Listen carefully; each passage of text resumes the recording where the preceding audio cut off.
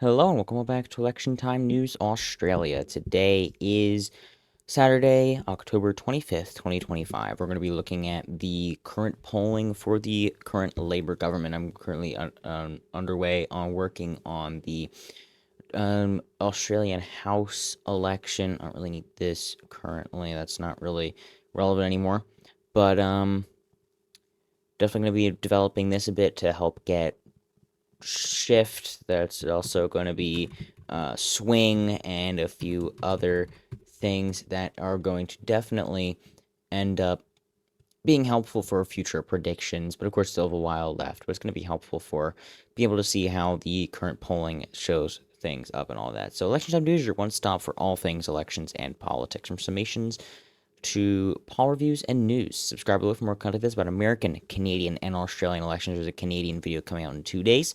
Also, make sure to follow the Substack threads, Instagram, and X, as well as our website, electiontypene.ws, for news feeds and our latest predictions. We're still working a lot on the website, so thank you all for the patience. Remember, there's never a dull moment in politics. So, again, looking here at the map for the results for 2025, obviously it was a historic election for Labor. There's a whole paragraph here about the historic events that occurred on the 3rd of May.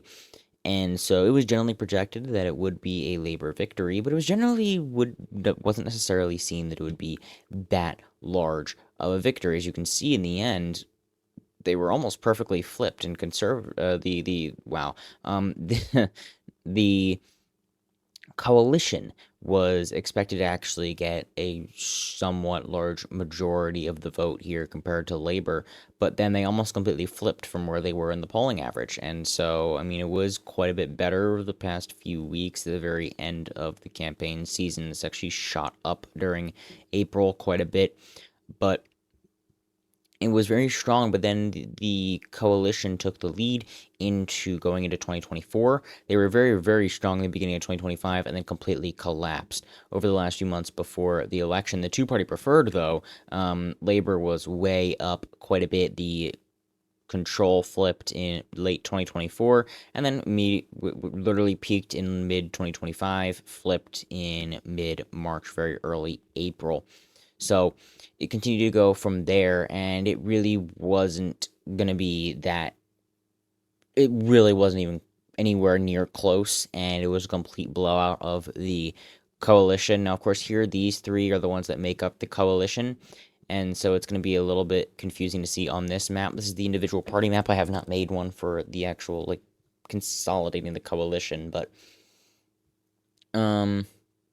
LNP is in, I forget what state this is. But and all the other ones, South Australia, you also have Western Australia, the capital area. All of those have the separate national and liberal parties. So what we're looking at again is a large vote, 94 seats. There's of course there's a slight difference here. This is actually Katter's Australian party here. It's a little bit close to the Labor color, but I couldn't really find anything else that I liked. And then, of course, the Central Party is going to be in Mayo right there. So that's basically the entire thing. A few independent seats. But the main thing is that it essentially was a complete blowout. And basically the only thing that could happen now for the Labor Party is going down. But that's not really what we've been seeing.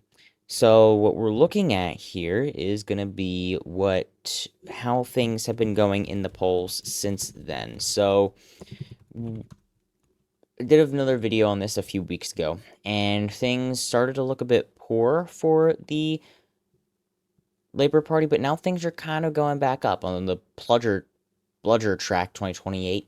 We have voting intention. Latest update was just a few days ago. 55.3 to 44.7. That's actually a 0.2% gain in the two-party preferred for Labor. So that's ridiculous considering how high they already had. Labor 35. That's 0.4 gain. The coalition's actually collapsed a lot. One Nation has gained 6.6%. So that's definitely going to be the number one thing to notice there. One Nation has actually really been gaining a lot at the expense of the coalition there.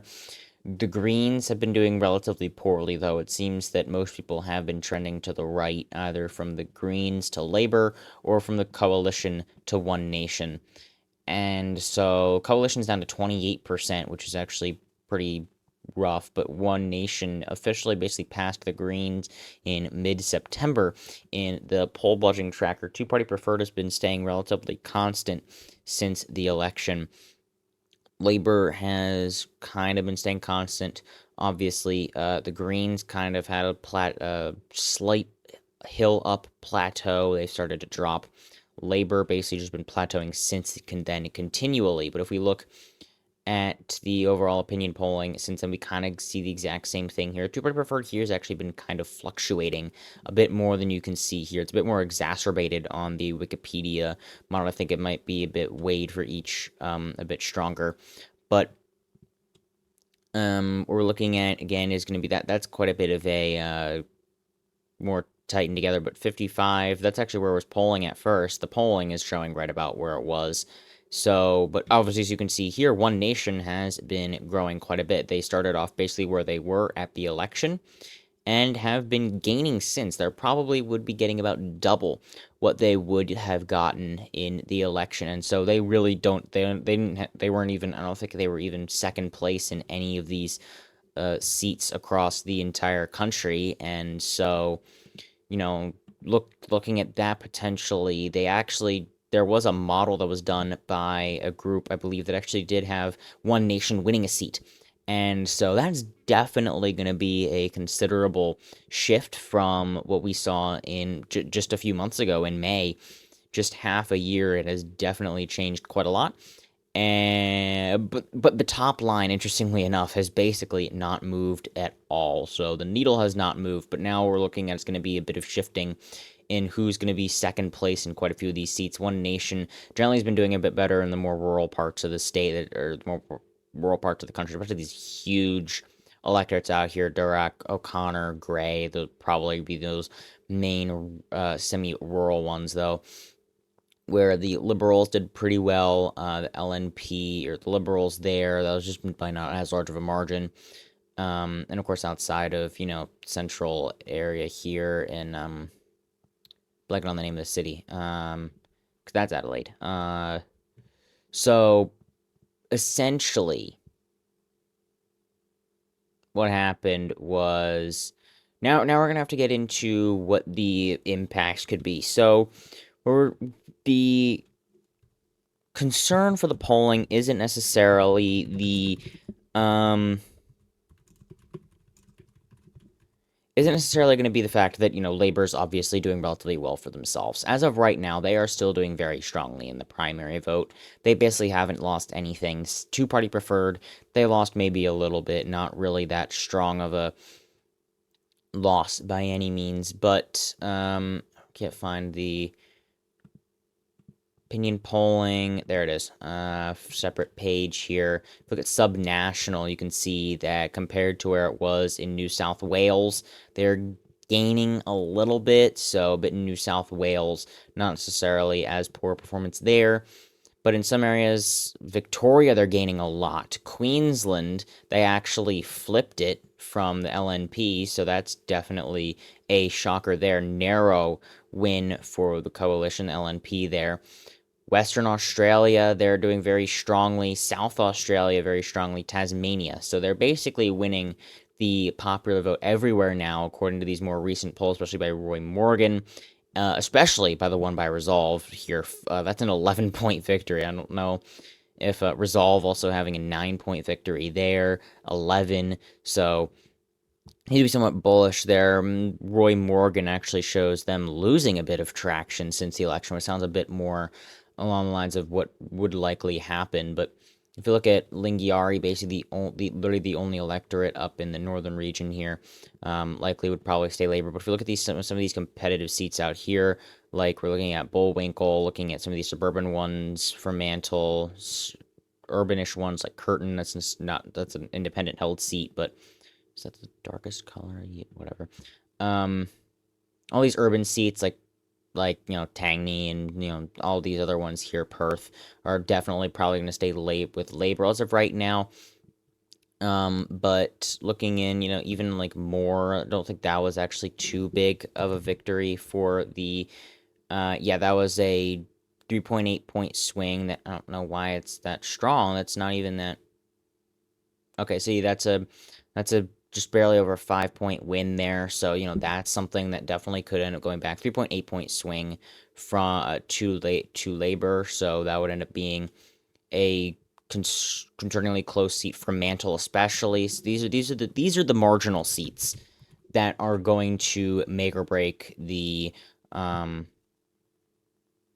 narrow retain, but 16.2% swing to the independents. So for Mantle's one that's definitely collapsing for the Labor Party, and that's going to be one they're going to have to be watching. Independents could potentially end up taking that seat in the future in just a bit.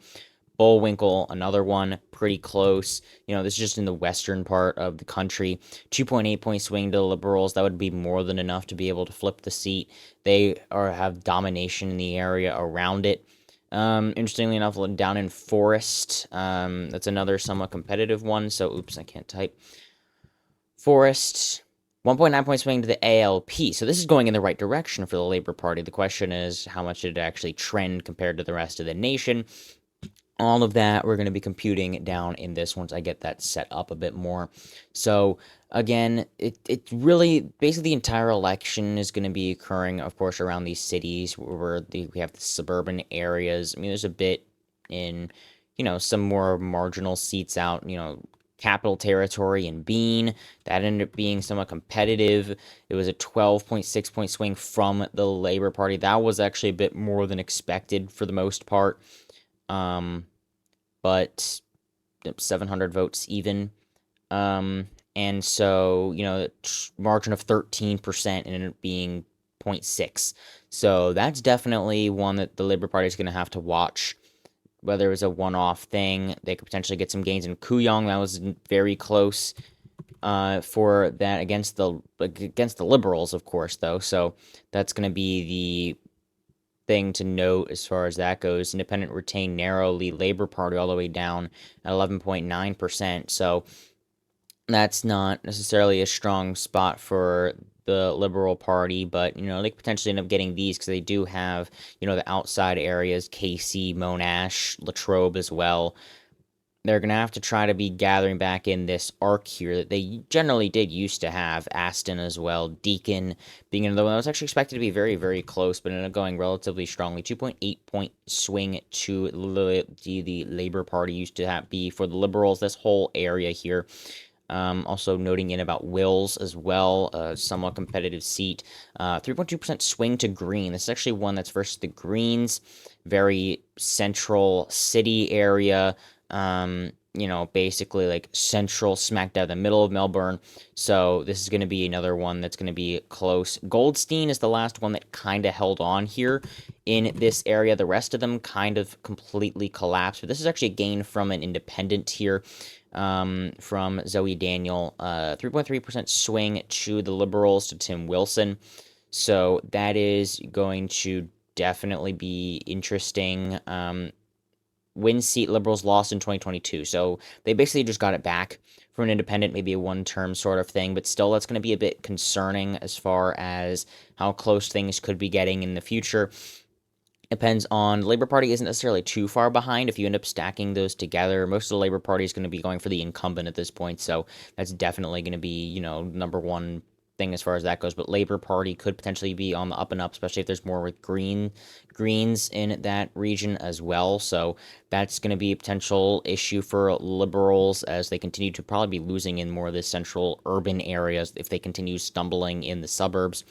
Flinders isn't necessarily as poor of a seat, 3.9 point swing from the Liberals. It's getting closer though, so that is still something that they should be watching out for. That is only a 5.5 percentage point seat. The only safe ones here are actually Hume and Ferrer, so that's going to be the main thing. I'm probably completely Americanizing this pronunciation here. Cook over here, another random safe Liberal district. The question is, what exactly happened here. That's going to be a random 15 point. It's still a 4.4 point swing to the Labor Party. So these are going to be more of these other things in these urban regions. These two central ones, Mackillop and Warringa, probably not going to really move by much. Fowler's going to be another one that the Liberals are probably going to be expecting to try to get 0.9% swing to the Independents, interestingly enough. But that's going to probably be an incumbent factor there. So in a strong enough year, they could potentially wear that down a bit. Calaire's probably safe for the Independent at this point. Baraura is going to be another one where they're going to be 5.9 point swing to Labor. So if you end up with something else like that, Baraura is going to be one of the main targets there to pick up. That's going to be potentially their Cowper struggling for the Nationals. As far as that goes over in the city region, Ryan, the only seat that the Greens managed to hold on to. You have a seat like Bowman, where you have a narrow victory there, 3.1% swing to the ALP. That's going to be another concerning seat, the closest one, I think, in the entire country for the, that was a win here. 0.2% for the coalition is going to be Longman, 3% swing to the Labor Party. That's going to be another one that's going to be a bit concerning there, obviously, but, they have to hold their own in Ford and Petrie. If the suburbs end up coming back towards the coalition by any means, then that's going to be the main issues for them there. So there's definitely a lot of dynamics going on here. If they end up trying to invest too much in the southern areas over here, that could kind of make up for the rest over here, but they have to still struggling on the coastal suburbs area. Capital territory, they actually have to start defending territory, even though Bean was relatively safe. It has definitely collapsed a lot for that independent there.